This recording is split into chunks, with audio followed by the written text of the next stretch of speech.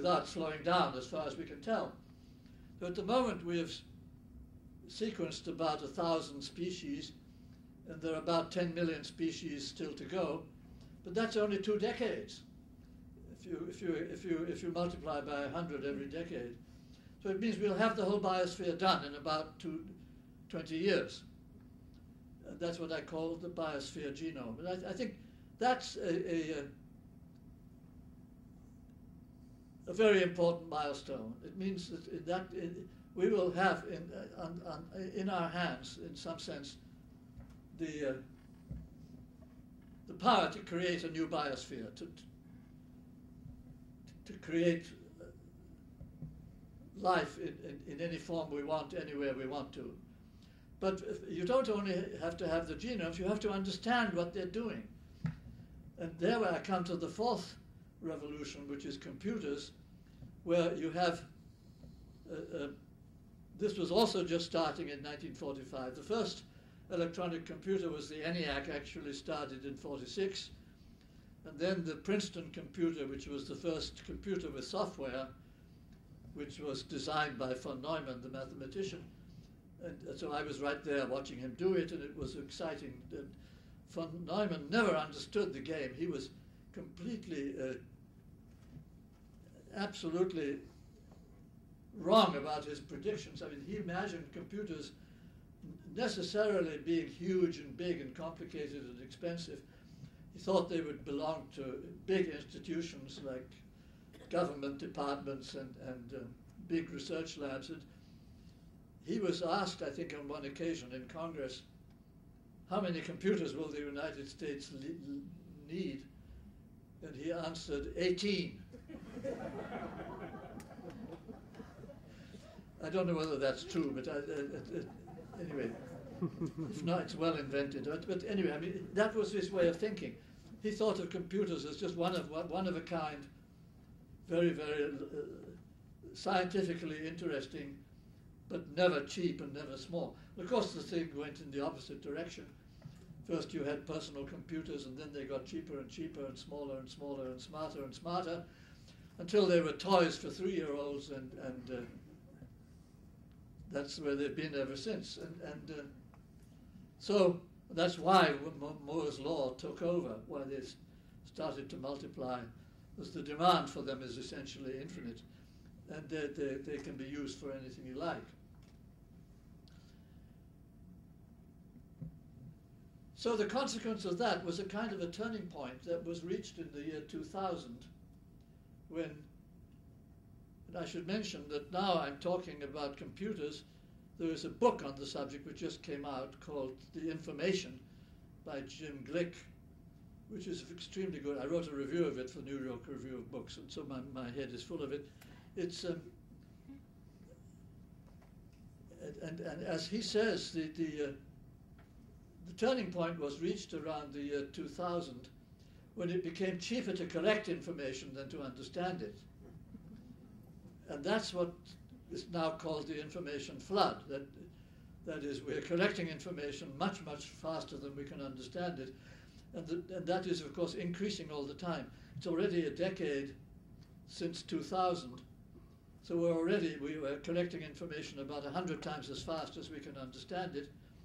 And so what Glick is saying is that the purpose now of human activity, both in the sciences and in the arts, I mean, for all kinds of human endeavors, is to create islands of meaning in a sea of information.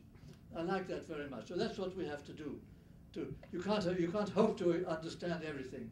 You have to create an island of place where you really do understand it deeply. That's what science is now mostly doing. And so my final proposal for the future of mankind, or the future of life, is something I call the chicken egg. It's the egg of the biosphere.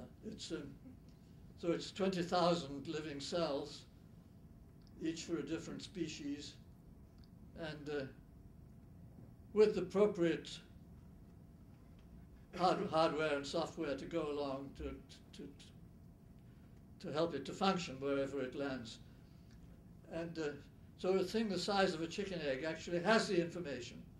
The amount of information in the genome is amazingly small. It's about 1 microgram of DNA, and it's about 1 petabyte of information. That's a petabyte means a quadrillion bytes. And that's a very small database compared with something like Google or something, or even just an ordinary physics lab. They have bigger databases than that. And but that's all you need. That's all the genomes actually have. And it's this marvelous capability of life to turn that information into living creatures. And the secret is, of course, that we're not determined by our genes. I proved that. We did in my family, we did a human cloning experiment with identical twin grandsons. And so they're Donald and George. And I remember very vividly when Donald was 6 years old, he came up to me one day and he said, "Why am I me?" Of course, the question was, why is he Donald and not George? And I couldn't answer. I don't know the answer. I mean, what is the difference? They have the identical genes. We know they have identical genes. We actually got them sequenced by 23andMe, this commercial company. And they really are identical genes, but they're not the same people. So the fact is that the randomness is in their brains is not controlled by the genes. And that's why humans are creative. So anyway, that's the beginning of a long story, and I won't go on because that's where I should stop. So what I see in the end is there will come a time, not very long ahead, when we not only can collect 1 petabyte of data, that's already only a matter of another 20 years to collect the genomes, but actually to understand them, to understand how they function, what kind of creatures they produce, what sort of ecology results, to understand in depth the whole biosphere that we're creating. And then you go to some interesting place, like Enceladus, say one of the satellites of Saturn, or one of the asteroids, or a nice little home base somewhere out in the Kuiper Belt where the comets live. And so you design your biosphere for where it's going to go, and then you send it off. Takes only a small spacecraft, and then you can really become creative and produce any sorts of creatures you want. And then you can also make a habitat where humans can go and feel at home. So you manage to avoid the horrible problems that arise if you try to do that on this planet. If you try to make new biospheres on this planet, you're going to have trouble, and as nature, of course, did it very well, and trying to improve on nature here is asking for trouble, so I wouldn't advocate that. Anyway, time for questions.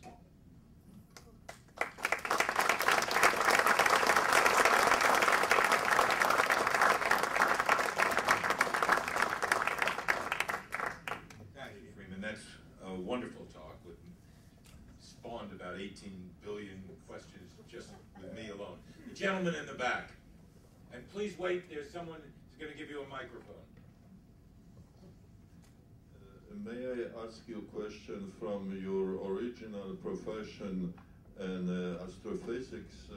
I believe that God created evolution law and our unique planet like was in cosmological of Lemaitre, that life is really a unique situation in steady state expansion of the universe. He made some proof in small books like this. And the second part of this question, why we can't find more planets with life similar to our, and of course last